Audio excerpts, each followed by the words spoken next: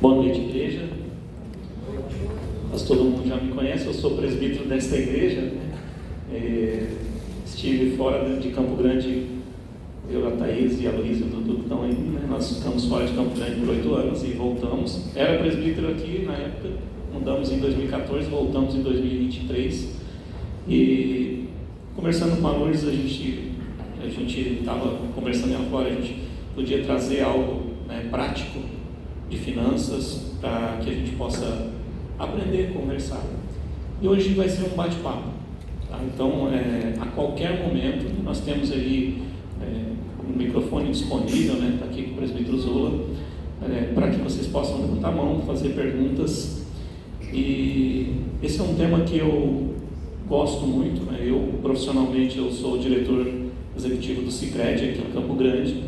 A minha vida profissional é no mercado financeiro, né? Então é o que eu conheço, e buscando o entendimento de Deus, né, de como eu poderia contribuir para o reino, e em busca com o Senhor me mostrou que quando Ele dá uma habilidade para alguém, ela pode ser utilizada para o reino, né, para que a palavra de Deus possa ser propagada, para que os teus servos possam estar dentro do propósito dele.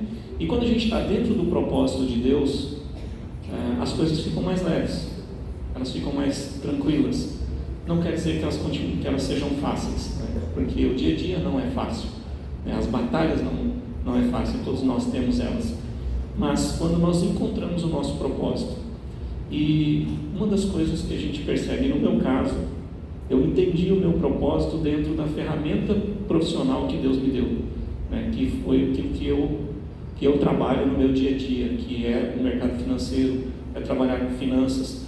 E isso, quando nós fomos olhar para a Bíblia, e eu fui olhar para a palavra de Deus para conectar esse propósito, eu comecei a ver que a Bíblia ela tem uma centena de versículos que fala sobre isso.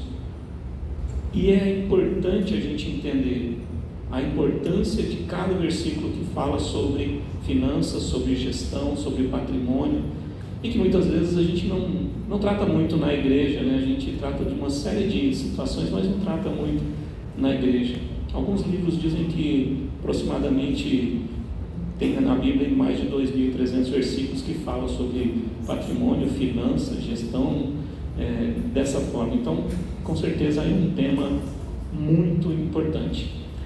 E eu quero muito que todos saiam daqui um pouquinho melhor, possam conhecer um pouco mais a Bíblia e saber lidar com tudo isso que é essas questões financeiras. E talvez eu não tenha todas as respostas, mas eu tenho certeza que Deus tem.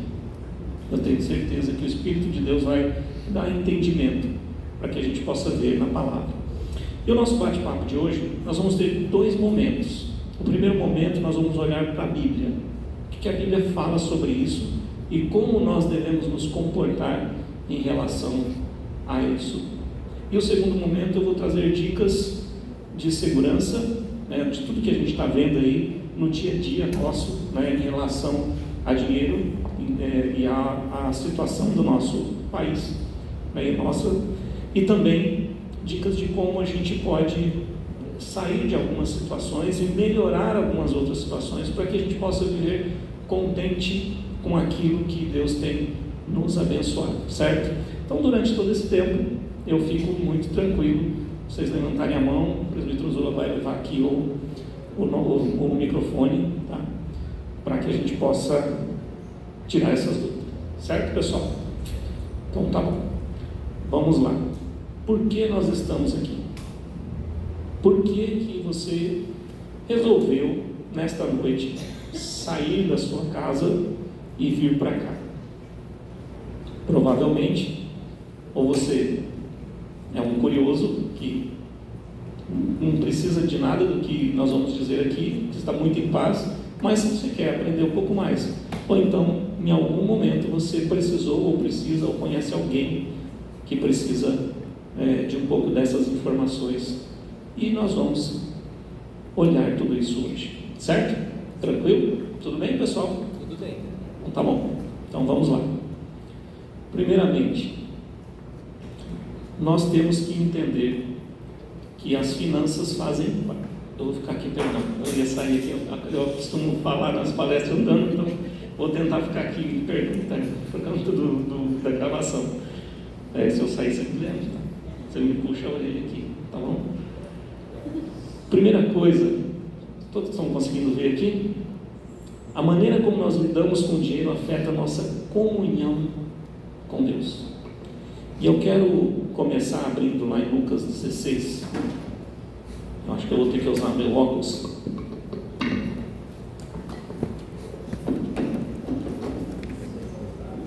Não gosto muito de usar o óculos, mas aí fica melhor assim. Lucas 16, de 10 a 13. Eu vou ler. E aí, irmãos, nessa primeira parte nós vamos ter muitos versículos aqui que eu vou deixar para vocês. Não vou ler todos, tá? Mas eu trouxe uma quantidade de versículos para que vocês possam levar para estudar mais depois. Porque esse também é um tema de estudo de escola dominical, e na escola dominical a gente aprofunda esses versículos todos, um a um. Lucas 16, de 10 a 13, diz assim: quem é fiel no pouco, também é fiel no muito, e quem é injusto no pouco, também é injusto no muito. Se, pois, não vos tornastes fiéis na aplicação das riquezas de origem injusta, quem vos confiará a verdadeira riqueza? Se não vos tornastes fiéis na aplicação do alheio, quem vos dará o que é vosso? Ninguém pode servir a dois senhores, porque ou há de aborrecer-se de um e amar o outro, ou se devotará a um e desprezará o outro. Não podemos servir a Deus e as riquezas. Erroneamente, muitas pessoas acabam usando esse último versículo aqui como: o crente ele não pode ter posses. Às vezes a gente vê isso. E isso é uma coisa que a gente tem que tomar muito cuidado, porque esse texto não está dizendo que a gente não pode. Ele diz que nós não podemos servir a dois deuses, ou ao nosso Deus, ou às riquezas. E o segundo texto que está aqui é Mateus 25, de 14 a 30. Eu não vou ler, mas esse aqui é a parábola dos talentos. Conta essa parábola que um senhor foi viajar e então ele chama os seus servos, e para um servo ele entrega 1 talento, para outro servo 2 talentos, e para outro servo 5 talentos. Apenas para conhecimento, o talento naquela época que foi descrito, ele era uma medida. Era uma medida que era aproximadamente 32 quilos, mais ou menos, 32, alguma coisa. Então, se você pensar que esse era um peso que poderia ser uma medida de ouro, de prata, ou algo nesse sentido, olhando nesse contexto, esse senhor, então, ele entrega 1, 2 e 5, para que esse servo pudesse cuidar e administrar. Passado um tempo, quando ele volta, ele pergunta ali o que teve 5, e ele disse: olha, eu administrei bem, eu prosperei, eu fiz transformar isso aqui em mais 5. O 2 também, e o Senhor então sempre fala para os dois: servos bons, entra no gozo do seu Senhor. E aquele que recebeu 1, ele disse: olha, eu sabia que o Senhor ganha onde não cultiva, onde não planta, sabe muito e tal, nesse sentido. Eu estou parafraseando aqui, tá? E ele falou: olha, eu enterrei. Ele falou: você poderia pelo menos ter colocado para render isso, e aí eu teria de volta. Pega aquele que tem 1 e dá ao que ficou com 10. E isso é importante a gente começar a entender, porque quando nós lidamos com o nosso dinheiro, com o nosso patrimônio, demonstra e afeta direto a nossa comunhão. Se eu olho para os patrimônios que nós temos, que você tem, que você conquistou, que você trabalhou, e você olha para ele como esse servo que tinha 1 e se apegou a ele, ou enterrou ele, ou você olha para esse versículo 13 de Lucas 16, ao ponto de se agarrar a ele, de imaginar que ele é a única solução para a sua vida, Deus já não está mais na sua vida, pelo menos da sua parte para com ele. Por isso que a gente precisa olhar as nossas finanças com muita sabedoria, à luz daquilo que Deus nos chama para fazer. Eu disse para vocês que eu trabalho no mercado financeiro, e Deus me mostrou isso, para que eu pudesse usar isso como minha ferramenta de levar o Evangelho. E é isso que Deus faz. Ele nos dá talentos, Ele nos dá capacidade, Ele nos dá capacitação para que a gente possa trazer o reino àquelas pessoas que precisam, cada um da sua forma, cada um do seu jeito, usando tudo aquilo que tem. Então, quando você escolheu uma profissão, quando você se preparou para isso, ou a profissão foi escolhida pela vida, né, que te fez ir, ou como um empresário, como dono de casa, como um concursado de um concurso público, ou qualquer outra atividade, Deus estava ali te capacitando para que você usasse isso no reino de Deus. Se eu ganho isso, eu trabalho, eu tenho uma renda, e eu me distancio de Deus, é isso que mostra esse texto. Então é muito importante a gente entender isso, que a maneira como nós lidamos com o dinheiro afeta a nossa comunhão com Deus. Outro ponto importante são as posses que competem com o Senhor pelo domínio da nossa vida. As posses competem com o Senhor pelo domínio das nossas vidas. E aí nós vamos abrir ali Mateus 24. 6:24, perdão, eu estou. Mateus 6:24. Pessoal, vocês estão acompanhando aqui? Estão conseguindo acompanhar? Se vocês quiserem tirar foto também da apresentação, também está tranquilo, tá? Porque lá vai ter bastante versículo. Mateus 6:24 repete aquilo que nós vemos em Lucas. Ninguém pode servir a dois senhores, porque ou há de aborrecer-se de um e amar o outro, ou se devotará a um e desprezará o outro.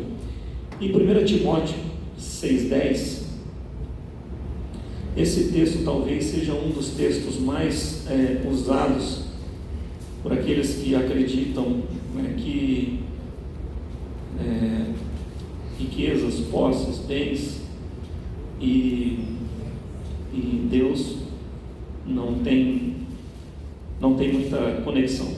Essa minha Bíblia aqui, ela tem muito estudo nela que acaba passando aqui. Mateus 6, então 2 Timóteo 6, está cheio de estudo aqui, eu tenho que voltar, só um minutinho. 1 Timóteo 6:10. Se alguém puder ler, vai ser bom. Porque o amor do dinheiro é a raiz de todos os males. Isso. E alguns nessa cobiça se desviaram da fé e assim mesmo se atormentaram com muitas dores. O amor ao dinheiro é a raiz de todos os males. As posses competem com o Senhor pelo domínio da nossa vida. Eu já ouvi muitas vezes a pessoa falar assim, o dinheiro é a raiz de todos os males. Não sei se alguém já ouviu isso em algum momento. O dinheiro é a raiz disso. O dinheiro não é nada disso, pessoal. O dinheiro é uma ferramenta de troca que é usado mundialmente, que a gente usa para trocar coisas, né? E se a gente olhar a história lá desde o escambo, né, quando você trocava produto, até que foi criado algo a partir da fidúcia, né, e criou-se o dinheiro, que hoje a gente conhece, que é um meio pelo qual a gente troca as coisas e cria. Só que quando a gente lê esse texto, e aí muita gente faz isso, ele tira, né, a palavra amor, ele só lê: o dinheiro é a raiz de todos os males. Se o dinheiro é a raiz de todos os males, eu não posso tê-lo. Se eu não posso tê-lo, eu tenho que viver sem nada, porque ele é a raiz de todos os males. Ou então, mentalmente, eu vivo numa loucura, numa confusão mental, porque eu preciso dele para comer, eu preciso dele para me vestir, para morar, para me locomover, para fazer uma série de coisas, mas eu não posso tê-lo. Então, quando a gente vai para olhar esse texto, a gente percebe que é o amor a Ele. Quem nós devemos amar? Deus. Nós devemos amar o nosso Deus. E é isso que nós vimos em Lucas, nós vimos em Mateus e nós vemos neste texto. Quando nós amamos o nosso Deus e nós vivemos para o nosso Deus, Ele usa todos os mecanismos desse mundo para poder fazer com que os teus servos vivam a plenitude daquilo que Ele nos chamou. Quando a gente faz a oração do Pai Nosso, a gente não diz que venha o teu reino. Nós vivemos o reino de Deus aqui quando nós o buscamos. E a parte financeira também faz parte disso. Ter paz financeira é importante. Então, quando eu olho e eu amo as minhas posses, eu amo as minhas coisas, porque eu consegui com muito esforço, foi muita luta, foi muita batalha, você não sabe quanto eu sofri para chegar onde eu cheguei, para ter onde eu tenho e tudo mais e tal. Quando eu começo a falar isso, eu começo a, na minha mente, construir, eu não posso perder isso. E quando eu começo a fazer isso, eu começo a escolher amar essas finanças, amar essas riquezas, viver para elas.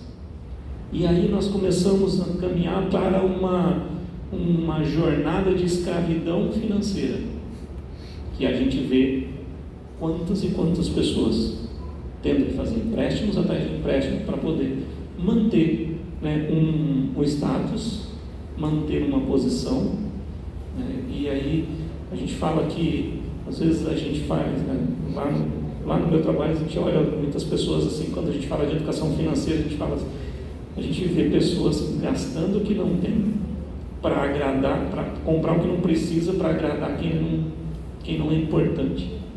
A gente entra numa ciranda financeira porque o vizinho trocou o carro, então também tem que trocar. O fulano lá, né, está com uma camisa nova, eu também tenho que comprar uma camisa nova. E a gente esquece qual foi a jornada do fulano, do vizinho, e a gente se perde. E é esse amor que a gente precisa ter clareza sobre como administrar isso. E nós precisamos, do terceiro ponto aqui, aprender a viver contente.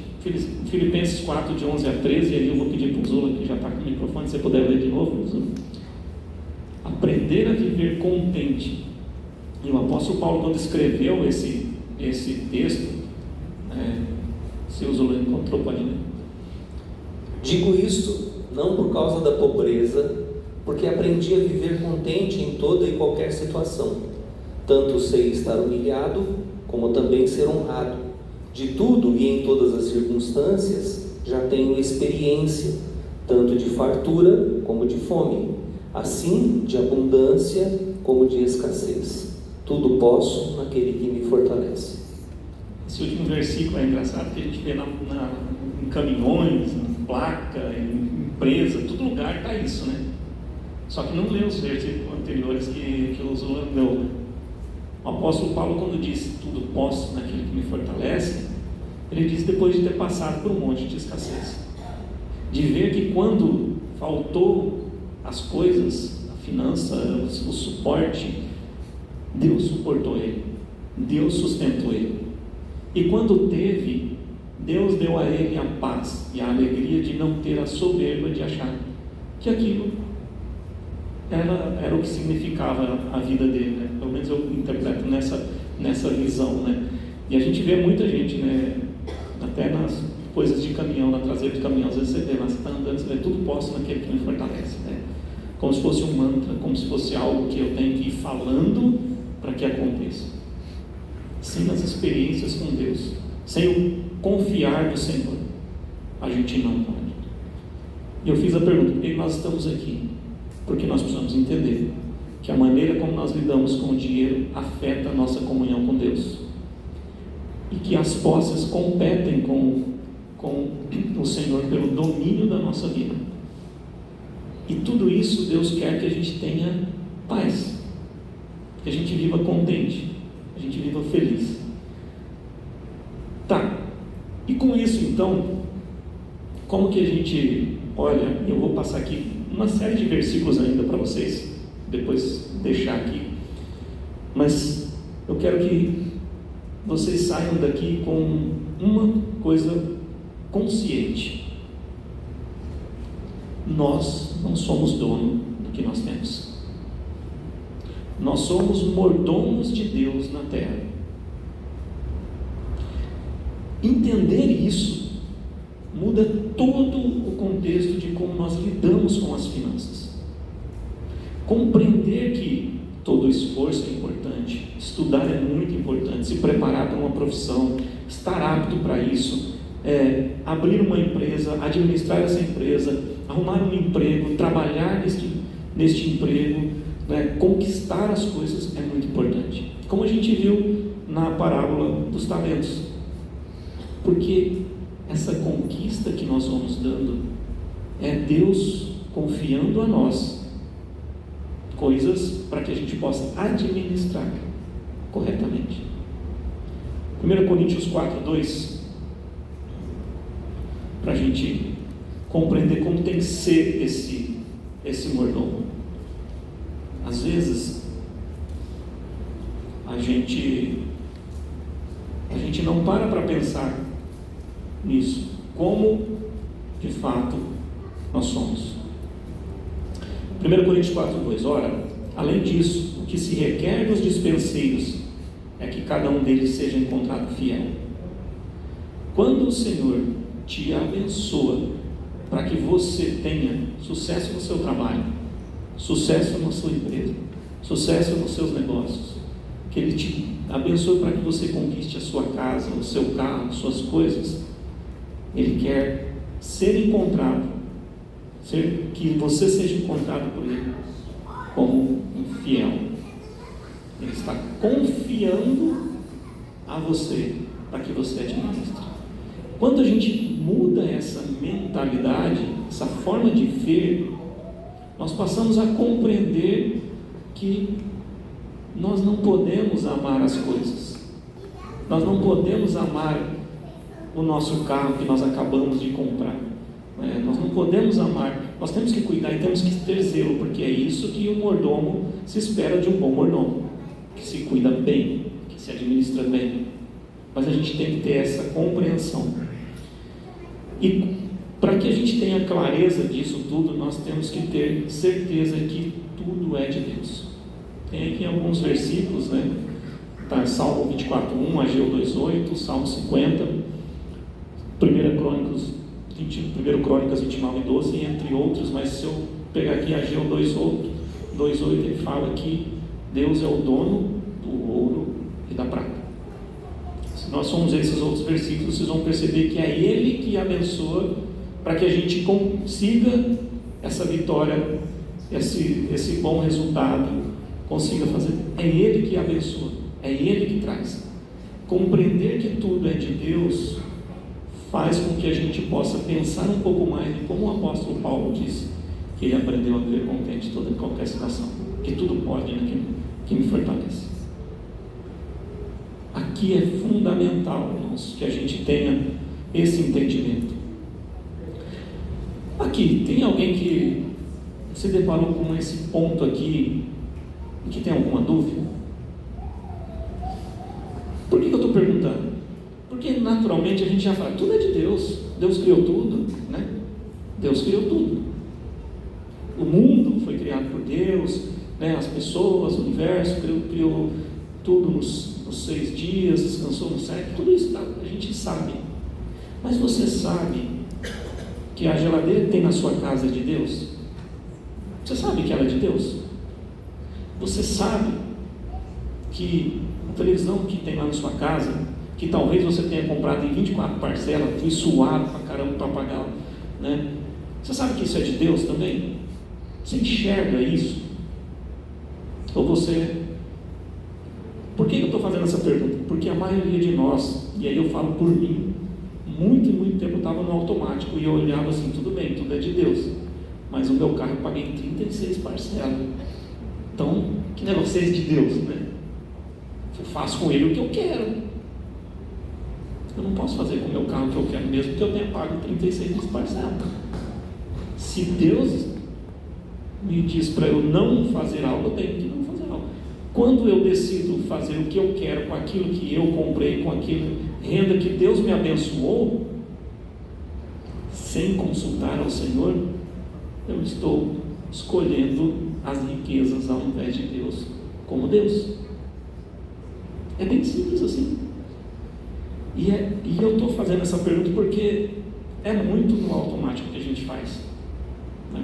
Eu trabalhei, eu tenho meu salário, Eu conquistei, eu estudei, eu fiquei até tantas horas, né? Eu planejei, eu sabia exatamente, eu deixei de gastar com outras coisas para poder comprar aquela geladeira, para comprar aquele carro, para dar uma casa melhor para a minha família. Fui eu que fiz. Não é assim que a gente faz? Não é assim que a gente fala? Não é? É, exatamente. Mas a gente não se percebe que a gente liga um automático nesse sentido. E a gente para ver Deus. É por isso que muitas vezes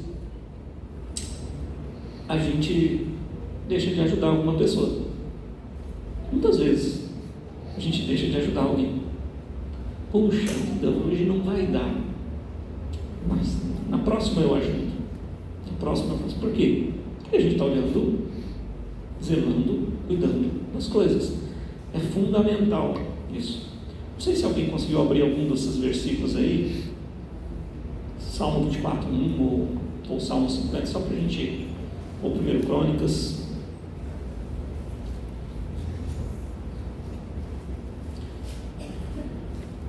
Crônicas 29:12.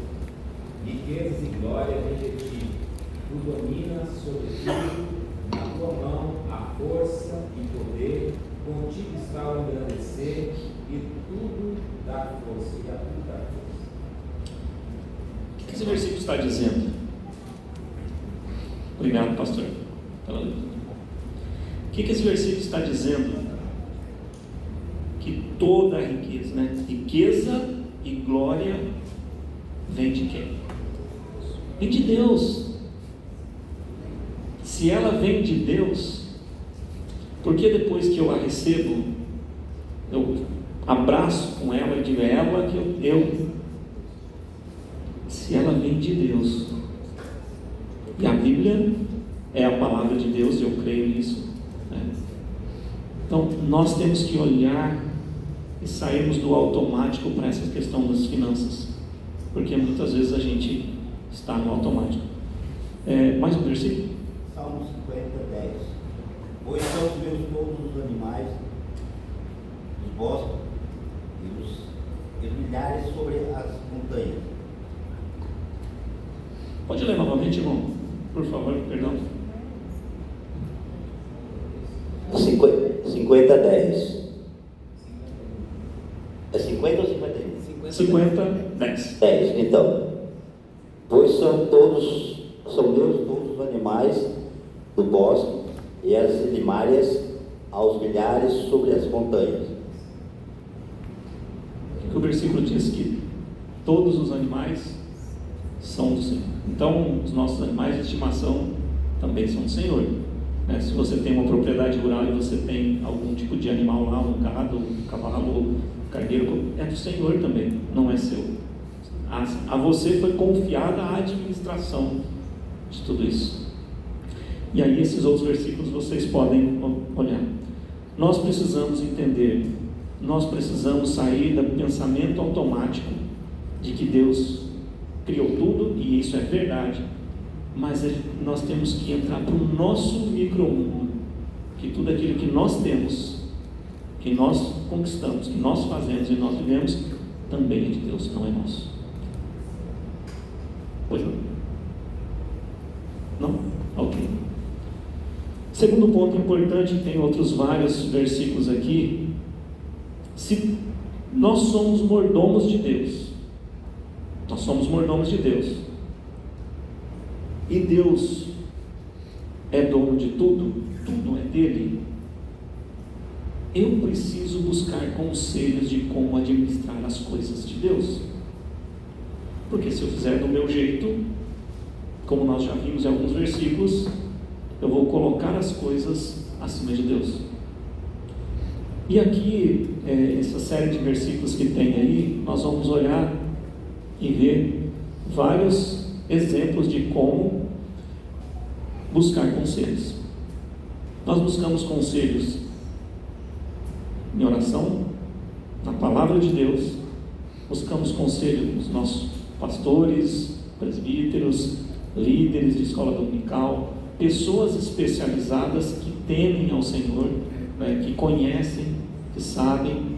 Nós temos que buscar conselhos o tempo todo. E às vezes a gente sonha alguma coisa, né?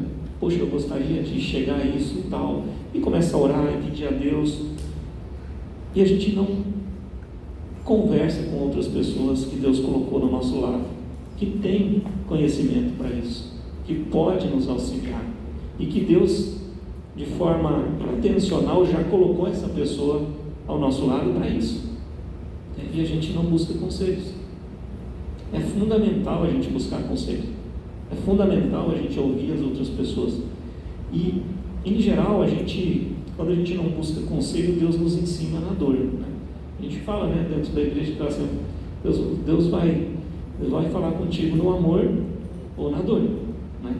E nas finanças, quando Deus fala na dor, é uma doença que vem dentro de casa, que aí você tem que comprar remédios, é um problema, é um negócio que quebra, é algo que faltou, começa a entrar numa espiral de coisas ruins acontecendo, e geralmente quando isso começa e a gente não está com a consciência de que nós somos mordomos e que Deus é dono de tudo, a gente se esconde, a gente foge, ou a gente vai buscar em lugares que não são bons. Nas finanças, por exemplo, a gente diz que o ápice de alguém que não busca conselho é buscar dinheiro emprestado em agiota.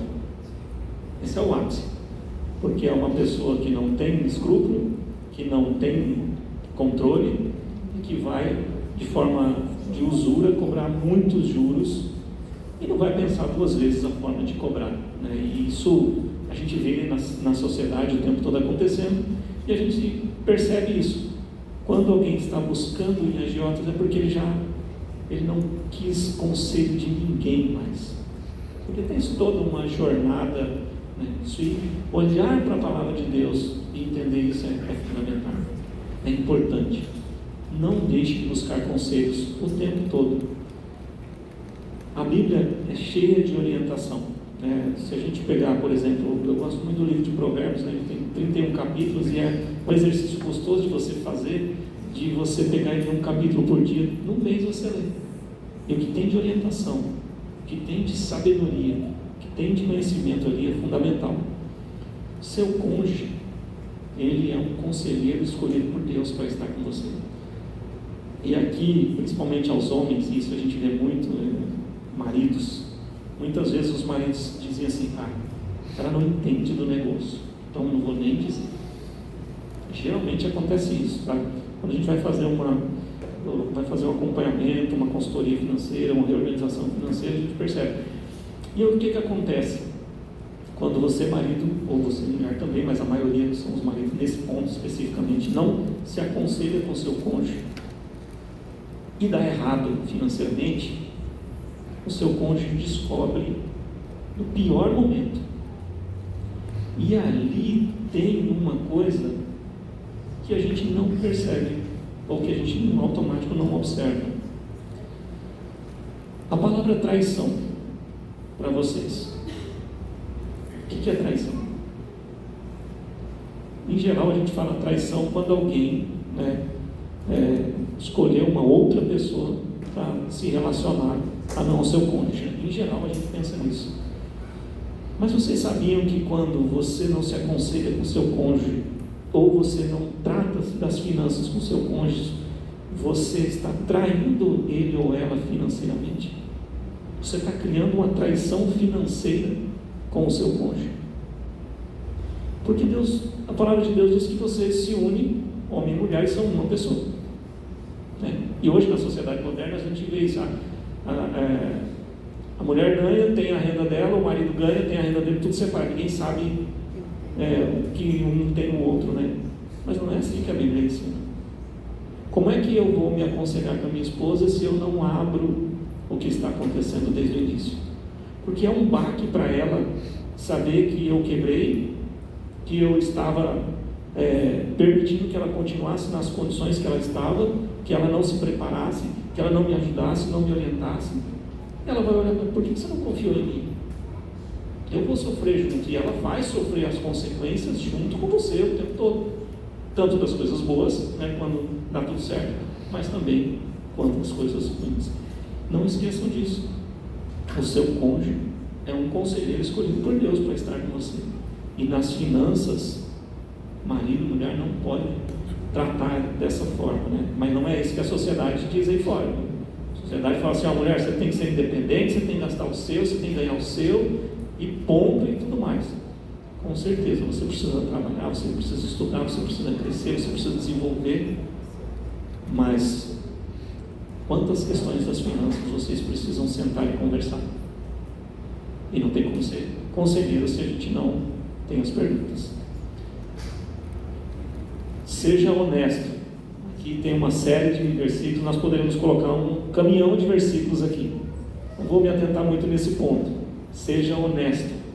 Se tudo é de Deus, se você não é honesto, primeiro com você mesmo, com o seu cônjuge, com os negócios que você faz, se você vive nesse negócio que o brasileiro diz do jeitinho brasileiro, você está escolhendo ser um mordomo infiel. Você está escolhendo não servir ao Senhor com as suas riquezas. Seja honesto. Palavras que parecem, é óbvio, né? Qualquer um tem que ser honesto. Mas será que a gente é honesto? Será que as pessoas são honestas? Não é assim que acontece ali na sociedade aí fora, né? Experimenta, por exemplo, deixar um dinheiro a mais lá num caixa no supermercado. Quantas pessoas vão dizer: você deixou a mais? Percebam isso, mas você deixou a menos, com certeza. Aqui é um ponto importante da gente: contribua generosamente.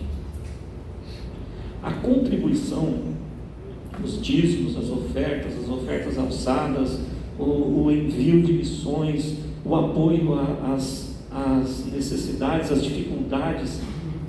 Deus é dono de tudo e Ele te capacitou, Ele te orientou, Ele te abençoou para que você tenha o que você tem. E Ele espera a sua fidelidade nos dízimos, Ele espera a sua fidelidade em servir e ajudar aqueles que Deus coloca diante de você, para que você possa, de fato, exercer o papel de cristão com os bens que não é seu. E é importante, pessoal, a gente entender aqui, porque a contribuição, o dízimo, as ofertas em si, elas mostram como está o nosso coração em relação a Deus. Isso bem claro. E se você, ao olhar para algo financeiro e ver que você, eu não quero fazer isso, eu acho que isso não. O dízimo é bíblico. A palavra de Deus, ela é verdadeira. E Deus é o dono do ouro e da prata, é o dono de tudo, Ele não precisa de nada disso. Mas Ele também não precisaria confiar a você os bens que você tem. Ele confiou a você os bens que você tem, os que você vai conquistar, as coisas que você vai, e Ele espera de você fidelidade. E aqui tem vários, né? Eu poderia pegar aqui Malaquias 3:8-9, que é muito famoso, né? Todo mundo aqui praticamente conhece, que fala que a gente rouba a Deus nos dízimos e nas ofertas. Mas poderia ter todos os outros aí que a gente deixou para que vocês possam depois meditar nisso. Fato é, se você quer medir você com Deus, o que nós lemos em 1 Timóteo 6,10, né, que o amor ao dinheiro é raiz de todos os males. Se você ama demais esse dinheiro, olha a Deus se você está dizimando corretamente, se você está contribuindo corretamente com aquilo que Deus colocou no seu coração. Não é aquilo que alguém chega aqui em cima e fala: você tem que dar dinheiro porque você vai, se você não der, você vai ser amaldiçoado. Aquelas coisas da teoria e da prosperidade, não tem nada a ver com isso, não. Não tem nada a ver com isso. Deus faz o que Ele quer fazer, da forma como Ele quer fazer, com quem Ele quer fazer, no tempo que Ele quer fazer. Mas Ele nos prova a nossa fidelidade individual com os dízimos, as ofertas. E perceba, faça um teste, ore a Deus sobre isso, peça a Deus para que você possa contribuir com algo que você ainda não sabe, e você vai experimentar Deus enviar pessoas e situações para que você possa fazer. Percebam, e se você já teve alguma experiência dessa forma, né, lembre-se dela, porque às vezes quando a gente começa a se apegar muito às coisas materiais e Deus não tem um selo profundo conosco, Deus nos manda algumas coisas, algumas pessoas que precisam, algumas situações, né, que a gente tem que tomar decisões de que aquilo que nós temos aqui talvez seja o único situação para a gente pagar uma conta, para fazer algo e tal. E Deus nos prova. Não quero que ninguém seja leviano com isso também, porque nós precisamos estar em oração, entender o direcionamento que Deus quer, porque quando Deus tem um plano, Ele já tem as pessoas que vão contribuir. Pode ter certeza, se você é um deles e você não contribui, você não está sendo um mordomo como Deus, porque Ele te deu aquilo que você precisa.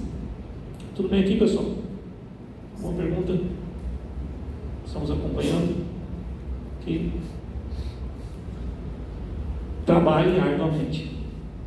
O mordomo trabalha de manhã, o primeiro que acorda, depois que o patrão vai dormir, aí que ele vai dormir, né, o tempo todo. Nós não podemos viver sem trabalho.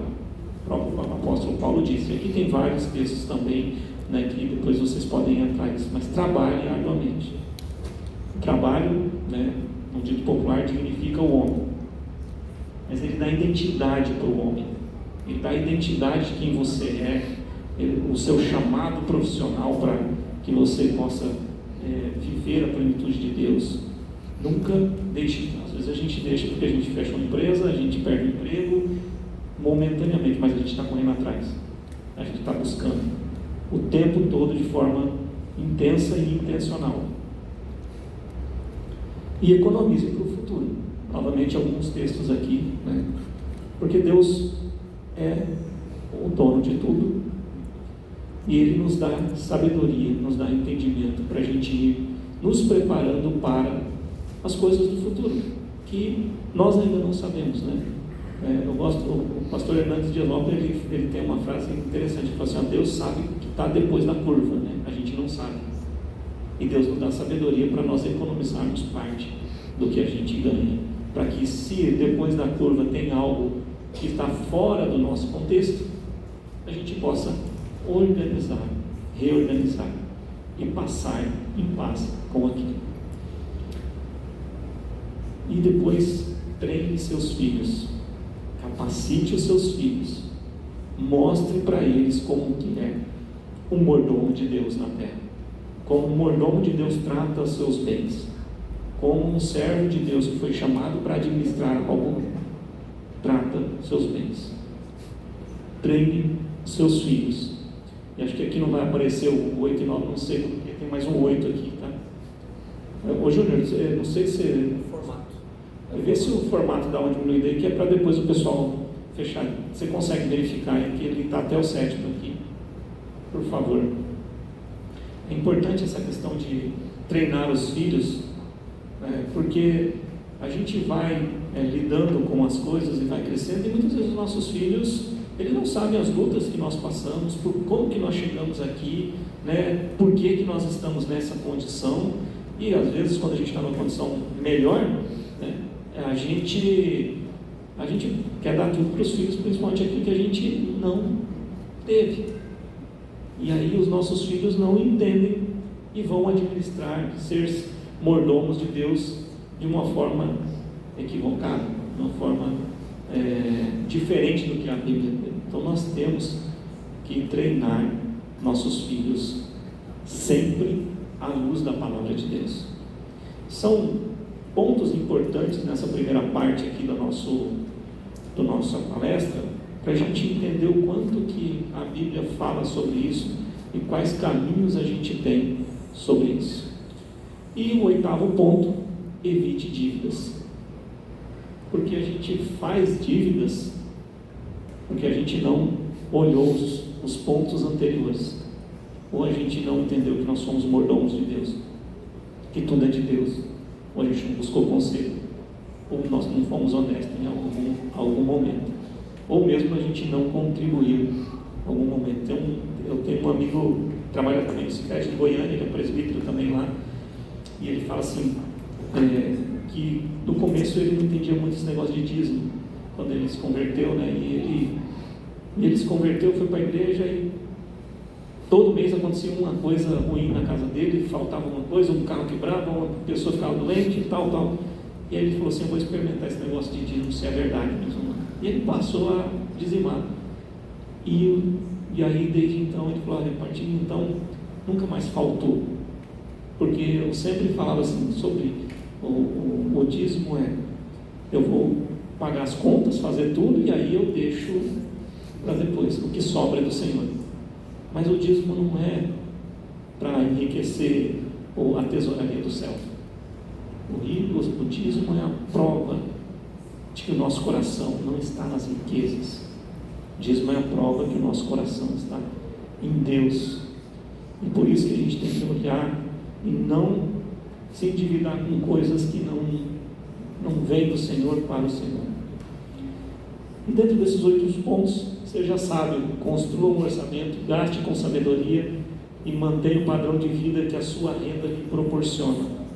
Porque isso também é um grande desafio também. O que acontece muitas vezes, né, com a questão do padrão de vida?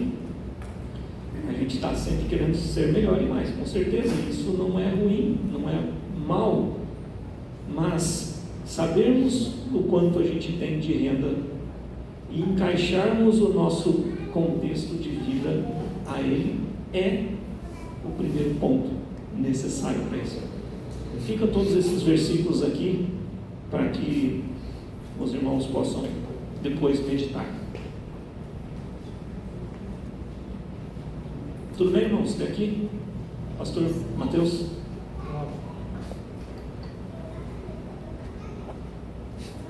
Uma pergunta em relação ao ponto 6, economismo para o futuro.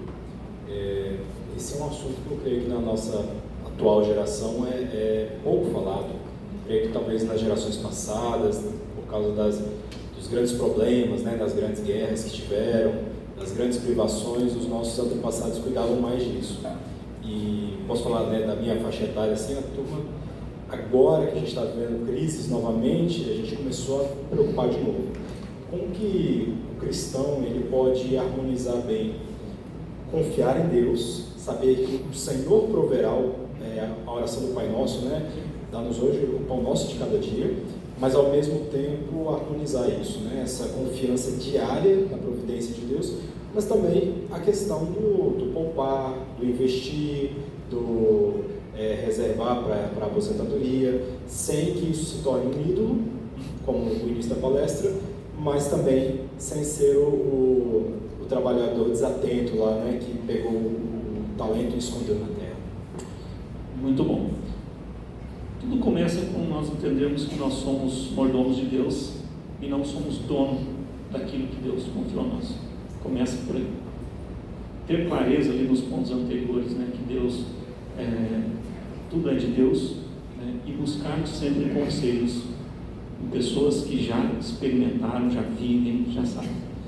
E aí, quando a gente olha isso, é importante a gente compreender que quando a gente ama a Deus sobre todas as coisas, as condições que Ele nos dá aqui, nesse momento, nesse tempo, a gente tem que estar feliz e contente, como o apóstolo Paulo, que a gente leu lá em Filipenses.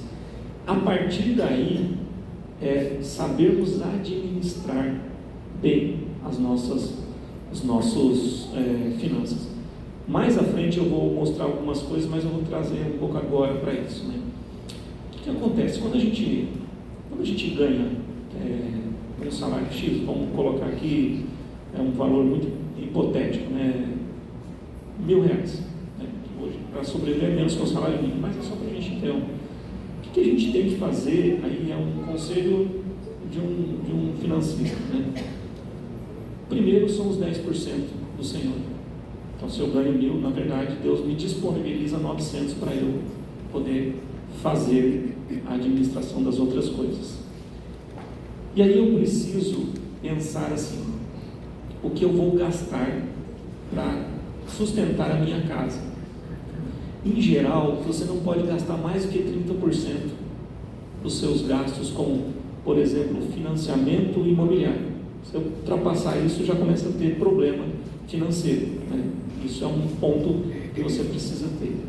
E somado a isso, mais uns 20%, que é o que você vai ter de gastos gerais com a casa. Então, até 50%, de 40% a 50% é o ideal que você gaste com a sua estrutura, né, de proteção ali, seu lar, sua casa, né, suas coisas do dia a dia.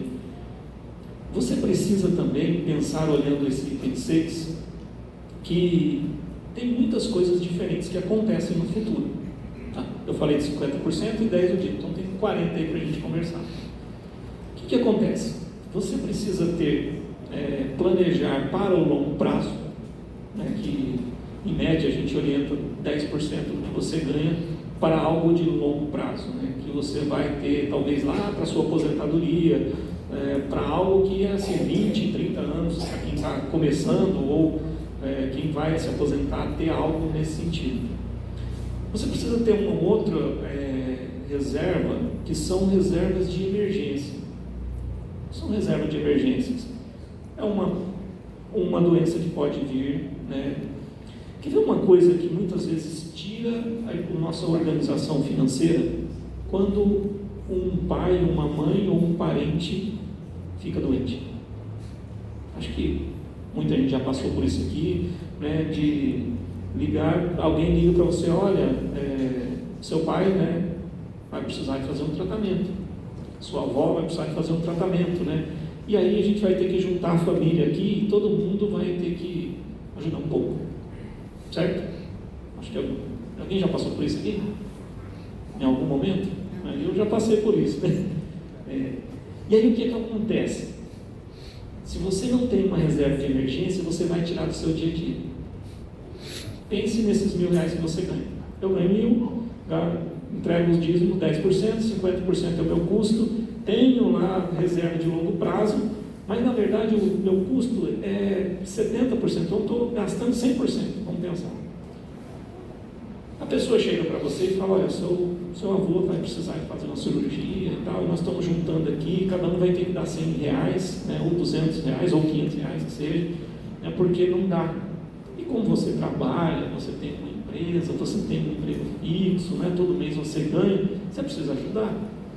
Aí você olha assim, com o coração aperto, e você fala, se eu não ajudar, todo mundo vai dizer que eu sou solina, que eu não quero saber da família, que eu quero que eu vou já vai embora, que não sei o quê. Se eu ajudar, eu não consigo pagar minhas contas nesse mês.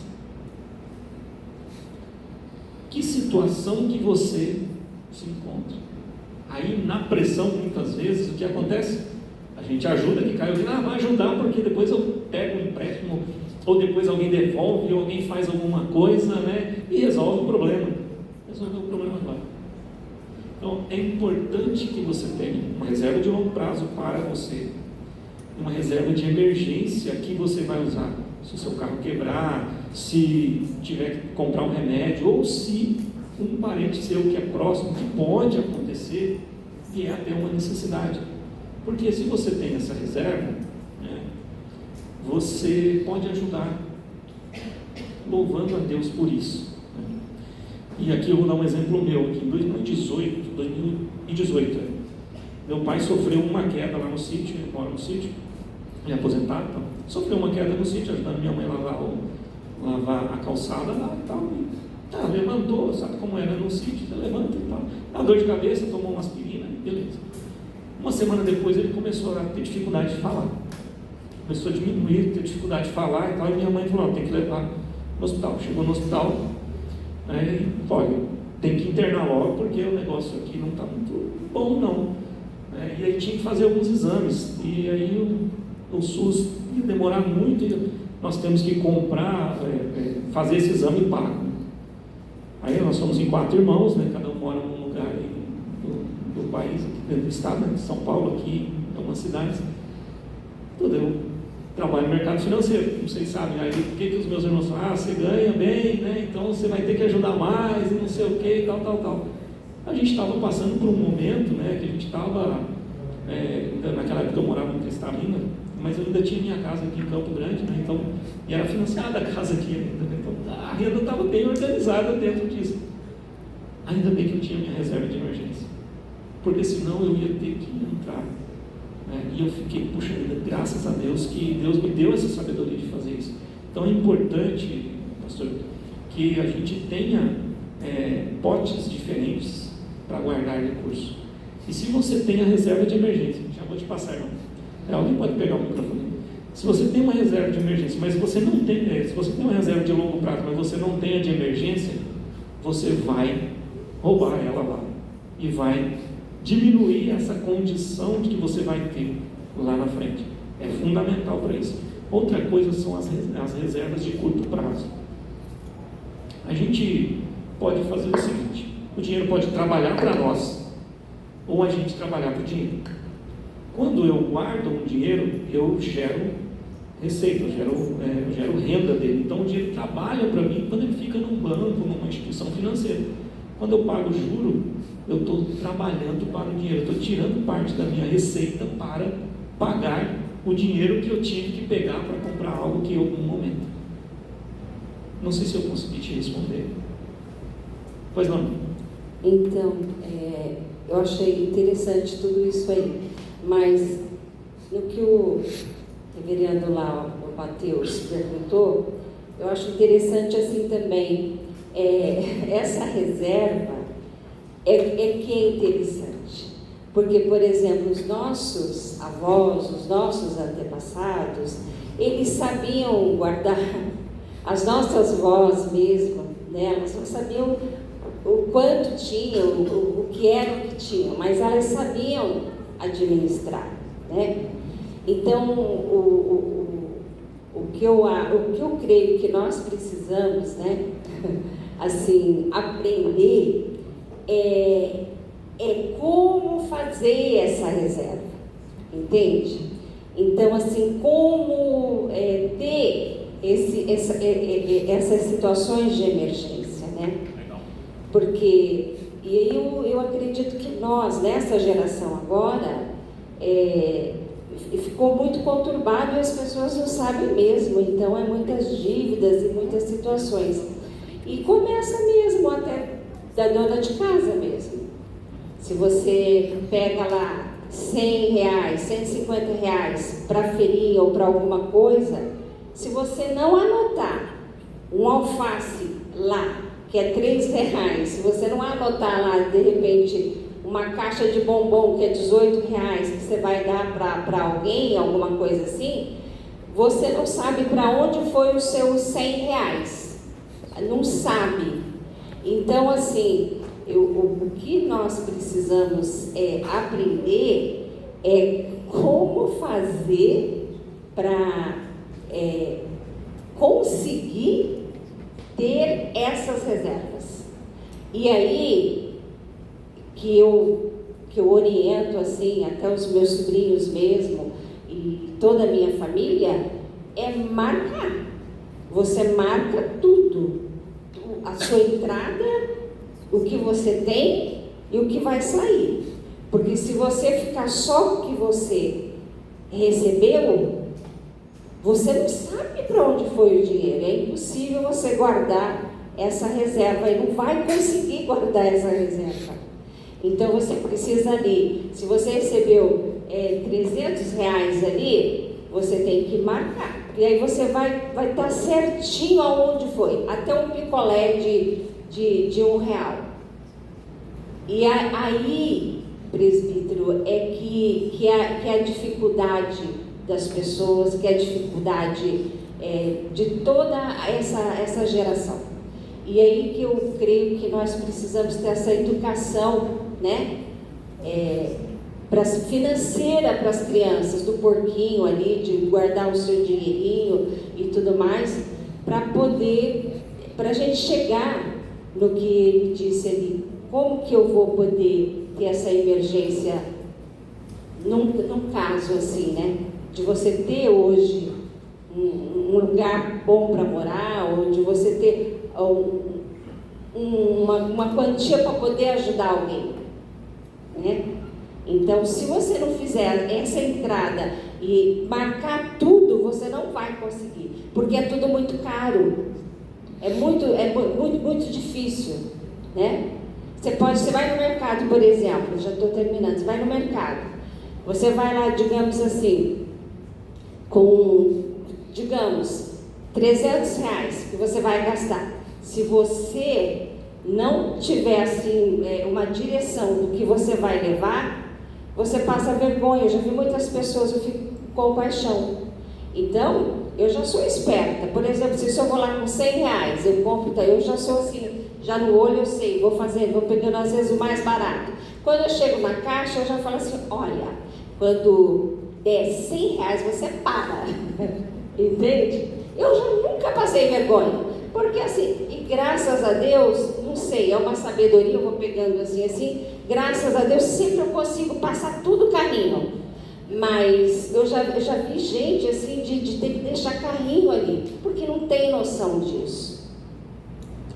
Sim, bem colocado, e a gente vai entrar na segunda parte aí eu trago mais detalhes de tudo isso que a senhora trouxe, porque essa é a segunda parte que a gente vai entrar ali, e eu agradeço a senhora trazer esse exemplo, porque isso é um exemplo comum, é o dia a dia, né? O nosso dia a dia é assim mesmo, né? Muitas vezes a gente tem esse ponto. Do ponto de vista bíblico, tem mais algum ponto que vocês gostariam de entrar aqui, para a gente passar para a segunda parte, e aí entrar nessa parte prática? Entendendo, irmãos, que se a gente não entende o ponto de vista bíblico, não faz sentido simplesmente fazer uma administração financeira, um controle qualquer, porque nós somos servos do Senhor, chamados do Senhor para servir a Ele, como mordomos do Senhor, com tudo aquilo que Ele nos deu, com 1 talento, com 5, com 10, com quanto for, ou sem nada mesmo. Mas nós temos que ter essa clareza e essa tranquilidade, e não estar no automático que Deus é dono de tudo, né? Mas sim, de forma consciente, de forma intencional, olhar para cada momento e cada movimento que nós somos servos, e nós estamos neste lugar, nas condições que a gente tem, por conta do chamado do Senhor para servi-lo e impactar a vida de outras pessoas que ainda não têm. Isso é importante a gente ter essa clareza para a gente entrar depois nessa outra parte prática.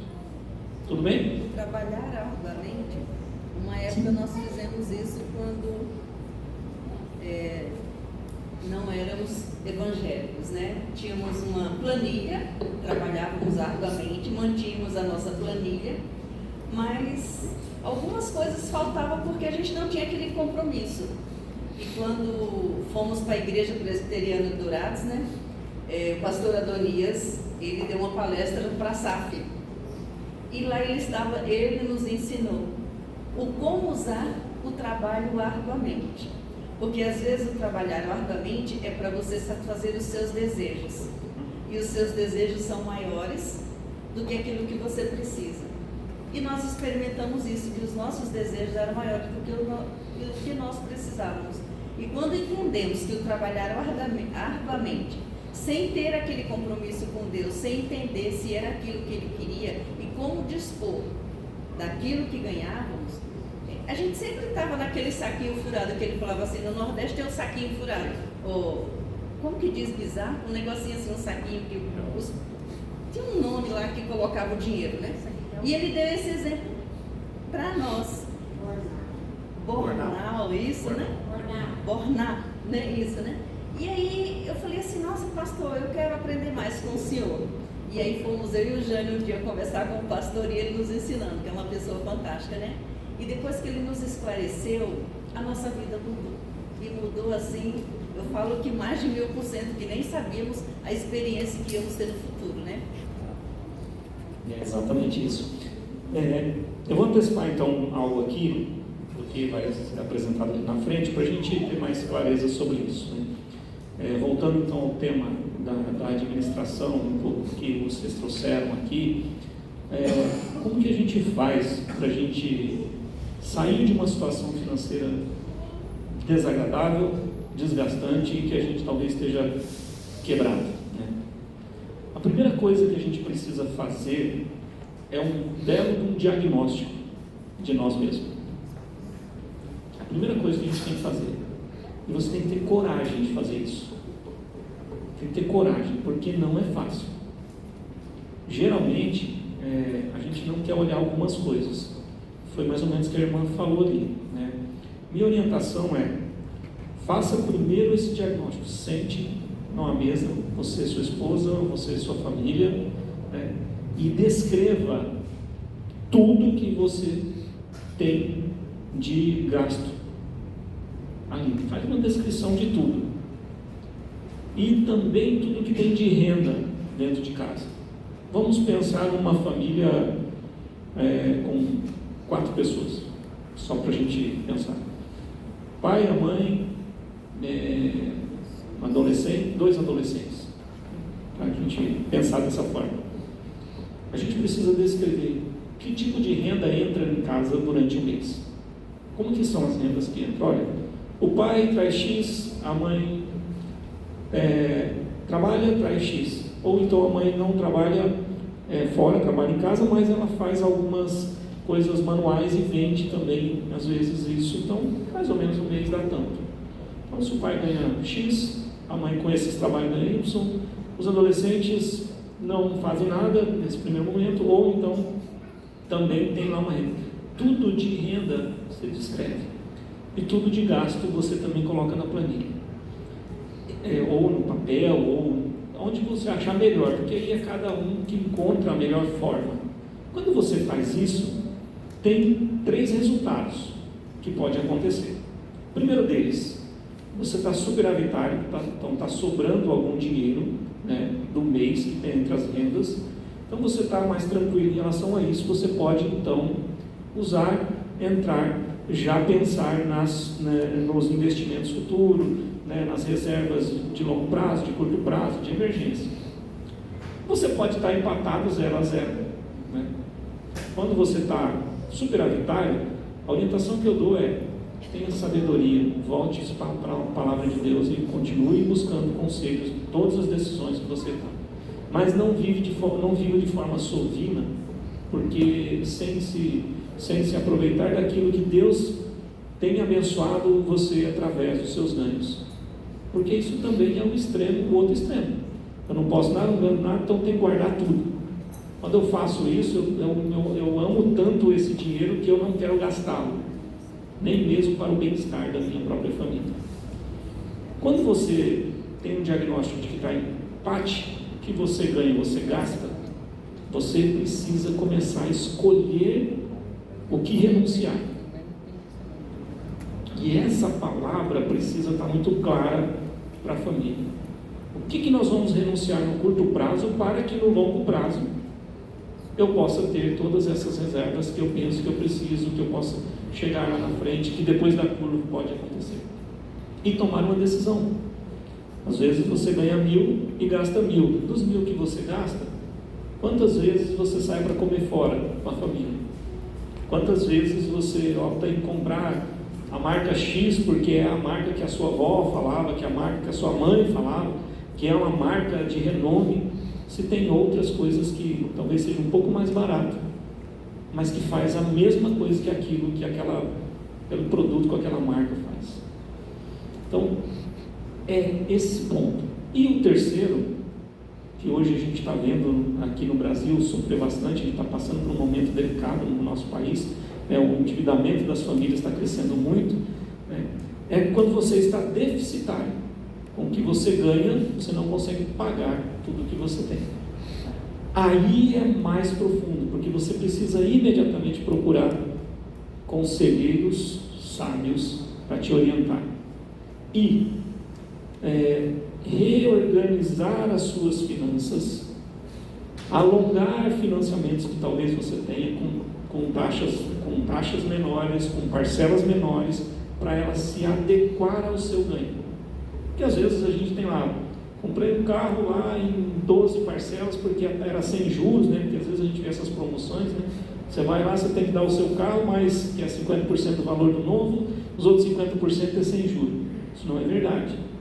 Não existe dinheiro sem juro no mercado, tá? Isso não existe. Primeiro, se é sem juro, alguém está pagando esse juro. Se é em 12 vezes, alguém está pagando. Então, o que em geral, as empresas fazem esse caso, por exemplo, esse caso do carro que eu acabei de falar. Ele pega o dinheiro, talvez o valor do carro fosse 100 mil, pegou o seu carro por 50, os outros 50 mil, ele calcula que o 50 mil com um juro de 12 meses daria 60 mil, ele fala para você que o carro é 110 mil e vai pegar o seu carro por 50 e você vai financiar 60 sem juros. E aí ele divide os 60 mil em 12 vezes. Aí você tem uma parcela gigantesca. Então você precisa olhar para isso e refinanciar ao longo prazo, talvez fazer em 48 e tal, para que a sua parcela diminua. No caso de qualquer tipo de financiamento no Brasil, nós temos um imposto chamado IOF, um Imposto sobre Operações Financeiras.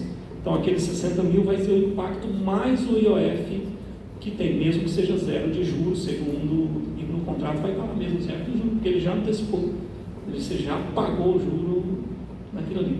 Isso é importante a gente ter.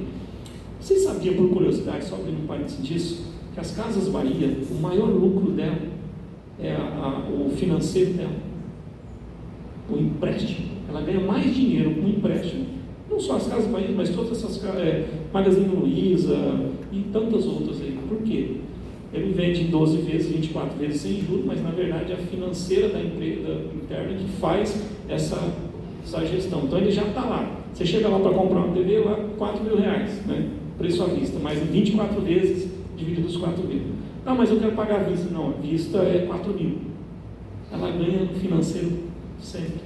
Mas quando você chega lá e começa a conversar com um gerente, não sei quem trabalha em alguma loja dessas aqui, a gente começa a conversar com algum gerente mais aprofundado, começa a falar, a gente consegue alguns descontos dentro disso, e aí é importante. Então, esses 3 diagnósticos é fundamental para vocês olharem e ver em que momento vocês estão.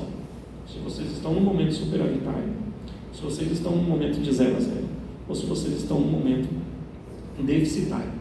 No 0 a 0 são apenas pequenas renúncias, mas no deficitário você precisa fazer renúncias mais profundas, até cortar na carne algumas coisas, para que então você tenha um planejamento de longo prazo para sair dessa situação, porque você não vai sair da noite para o dia.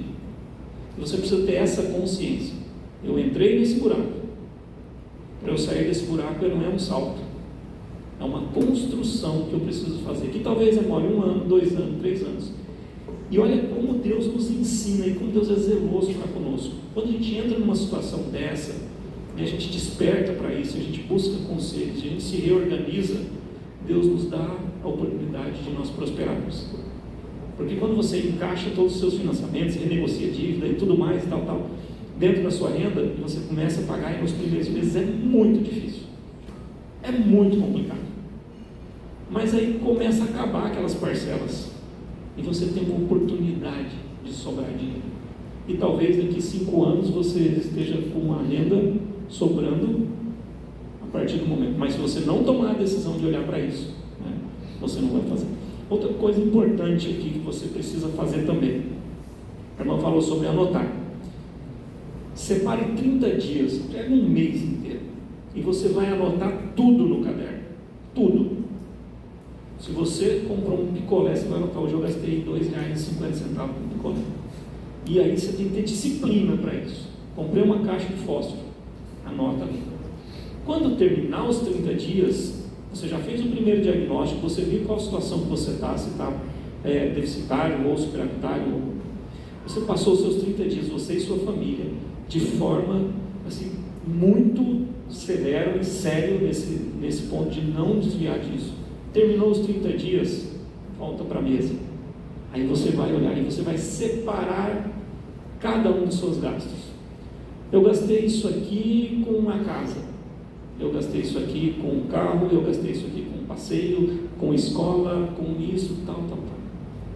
Aí você vai começar a observar algumas coisas, que às vezes o combustível que você gasta, talvez você poderia diminuir um pouco mais. Uma saída que você faz sempre, talvez você poderia transformar ela num passeio no parque ao invés de ir gastar. Então ali você vai ter a oportunidade de, depois de 30 dias do seu diagnóstico, começar de fato. Ou então, como acontece com algumas pessoas, esse negócio aí não é para mim não, eu vou viver desse jeito mesmo e tá bom. daqui 2 anos, 3 anos, 5 anos, só vai estar pior do que está hoje. Isso é um fato. Isso é fato. Acho que uma das coisas seria determinar o que é Prioridade, né? Gastar primeiro com as prioridades. Tem muita coisa que é supérfluo. Isso mesmo, irmão. Quando a gente faz os 30 dias, um mês inteiro, a gente identifica prioridades. Eu não posso renunciar à prioridade. Mas o que é menos prioritário ou que é supérfluo, eu posso renunciar. Basta ter um acordo na família, né? E quando você faz isso nos 30 dias ali, você percebe como funciona a sua família, a sua vida, como você decide sobre compras, por exemplo. Você vai perceber isso de você. E aí você vai começar a escolher essas decisões. E aí, irmãos, tem que ter coragem. Tem que ter coragem para fazer isso. Só que essa coragem nós podemos buscar no Senhor. Os versículos que estão aqui, outros que estão na Bíblia, umas centenas de outros, nos orienta a buscar essa paz. E a gente sabe que quando a gente está em dívida, a gente não tem paz, né? Porque qualquer hora a gente sabe, alguém vai nos cobrar, meu nome foi está sujo, ou qualquer outra coisa. Essa paz que a gente precisa para viver o propósito pelo qual Deus nos chamou, ela passa por uma organização financeira. Certo, pessoal? Consegui trazer um pouco mais de clareza de como a gente pode fazer para sair dessa situação e ir para um outro momento. E é isso. Lembre-se dessa palavra, renúncia e prioridade. Isso é fundamental. Ok? Agora eu quero falar de um tema que está muito em voga e que o tempo todo tem acontecido. O nosso tempo está tudo bem, o tempo aqui que eu ainda tenho algumas coisas aí para a gente conversar. Eu estou à disposição, tá? Bem tranquilo. Fraudes e golpes. Quero trazer um pouco desse tema aqui, eu vou entrar um pouco mais aprofundado com ele aqui. Esse é um material que eu uso no dia a dia também, tá? E por que é importante, né?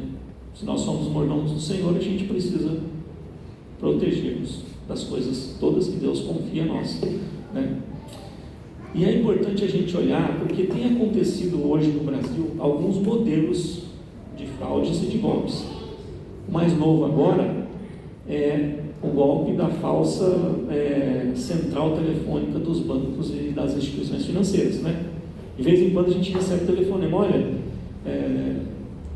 no caso do Sicredi, olha, aqui é do banco Sicredi, o Sicredi nem é um banco, né, é uma instituição financeira cooperativa, mas a pessoa já começa ali errado ali, né? Então, para quem sabe, se vocês receberem um telefonema do cara do banco Sicredi, você já pode desligar, porque não é do Sicredi, tá? Sicredi, aí em outro momento eu explico para vocês essas diferenças, né? Mas a pessoa liga dizendo que é, né? E a gente, muitas vezes, no calor da emoção, a gente cai. E isso está acontecendo com muita força. Para eles roubarem os seus dados e utilizarem para fazer empréstimos fraudulentos, para desviar recurso, para lavagem de dinheiro, uma série de coisas que acontecem. O que é importante? A gente estar tranquilos com a questão de ser protegidos aí nessa questão financeira. Eu não sei se vocês vão conseguir ler, né, mas só para a gente separar aqui, né, o que é fraude e o que é golpe. Né? Fraude é quando acontece uma transação com algum cliente, com alguém, né, uma vítima, quando a gente pega, por exemplo, sem o consentimento, sem o comprometimento, quando a pessoa rouba os seus documentos e abre uma conta, por exemplo, num banco e faz empréstimo por você ou pede um cartão de crédito, isso é uma fraude. E um golpe é quando, né, também sem consentimento, né, a pessoa consegue forçar você a fazer o que ela precisa para poder te roubar. Né? E aqui acontece muito isso no Brasil, tem acontecido muito, ao ponto das pessoas construírem até centrais falsas para poder fazer. Eu quero que vocês vejam esse vídeo aqui. Ô Júlio, pode clicar aí para um vídeo, não sei se vai sair o som ou não.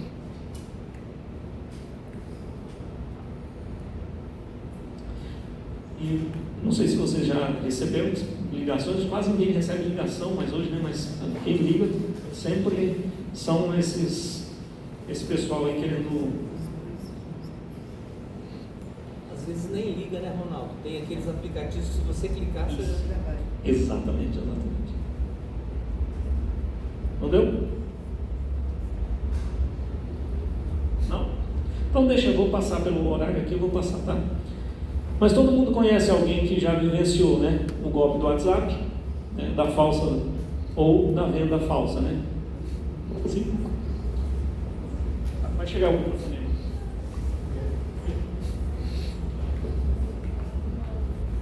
aí. Eu entrei em golpe, Santander, jogaram na minha folha 65 mil e jogaram da folha isso aí. Então pegou dinheiro, passei pro bandido. E esse foi um deles. Outro foi recente, com 2.900, usaram a foto do advogado, a voz dele, me ligaram, então não tinha como, que estava na audiência, e aí foi mais 2.900. Só que esse primeiro, eu ganhei, só que o juiz não pagou tudo, só pagou uma parte. Então está em andamento ainda para pagar, corrigido esse ponto do Santander. Agora estou esperto. Recentemente fizeram isso aí, eu acompanhei, dei corda, falei assim, eu estou aqui no fórum com a polícia do fórum. A hora que você sair, essa foto não é sua, manda uma sua real. Aí ele desligou, acabou. A gente tem que fazer isso mesmo, porque acontece muito. E aí, quando acontece, por exemplo, de um documento falso, de você abrir uma conta falsa, né, e fazer empréstimos falsos e tal, os bancos em geral, as instituições financeiras como um todo, elas têm alguns fundos de proteção contra transações eletrônicas, né? E aí é mais rápido para poder fazer um ressarcimento. Quando acontece o golpe, aí já é mais complicado, porque você faz com o seu aplicativo, né, com a sua senha, né, com o seu movimento, aí fica mais difícil, né? Mas isso acontece bastante, né? Aqui o primeiro modelo que a gente tem muito, né, que é um modelo que a gente vê aqui, não vai dar nem para ver, né, mas aqui aquela situação, mãe, né, quebrou meu celular está lá na coisa e eu preciso pagar um boleto, e esse boleto tem que ser quanto, eu tenho que mandar um Pix, né, para alguma coisa, né, tal. Aqui, pessoal, tenham calma, porque o grande problema aqui acontece porque a gente deixa as nossas emoções irem e viajarem, né? A gente já começa a imaginar que o filho realmente está sequestrado, que as coisas estão acontecendo, que o coitado está não sei na onde e tal. Aqui a gente precisa ter muita paz, muita segurança, muita tranquilidade. Recebeu isso, viu o que viu quem é a pessoa, né? Antes de pegar, pega o telefone anterior e liga para ela. Não aquele que você acabou de receber, porque talvez na emoção você vai ouvir a voz da pessoa. Por mais que seja outra voz, alguém falando, você vai ouvir. Você está emocionalmente abalado, né? Isso não tem o que fazer. E é importante a gente estar observando isso. O outro é da falsa central, que eu acabei de falar, né? Já passo para o senhor, então. Que a pessoa liga falando, o que ela quer aqui? Ela quer pegar seus dados. Ela diz quem é você, não sei o que, tal, para depois, aí daqui a pouco você está falando o número do seu cartão de crédito, né? E aí no cartão de crédito, pessoal, nunca passem para ninguém o código que tem atrás do cartão, chamado CVV, tá? Aqueles 3 números lá, em hipótese alguma, façam isso, porque aquilo lá é o código de segurança que dá certeza que é você que está usando o cartão de crédito, quando você faz uma compra digital, tá? Não passem para qualquer lugar. Olha o site que é um site sério, um site que, de fato, se você for fazer compra, cuidado muito com isso. Pois não. Você vai falar sobre a fraude da aposentadoria? Não. Eu fui lesado 3 meses, viu? É que essa é uma outra situação, tá? Essa é uma situação mais complicada e aí envolve questões políticas e aí eu prefiro não mas trazer. eu falo assim, você como trabalha no setor financeiro, você tem uma ideia mais ou menos qual seria o procedimento para a gente recorrer, porque eu até hoje não chego nada. Não, tranquilo. O Só governo... tem uma ideia mais ou menos. Ah, não, beleza. Essa parte, beleza. Porque isso aí foi feito aí já uma série de situações, né? Tem lá no próprio site do INSS, lá o lugar onde você entra e você informa. E o que está sendo feito agora nesse momento? Está se verificando essas associações, os sindicatos, essas empresas que fizeram. Mas aí tem, porque desse golpe é o golpe que o pessoal está fazendo os débitos de associações e de sindicatos.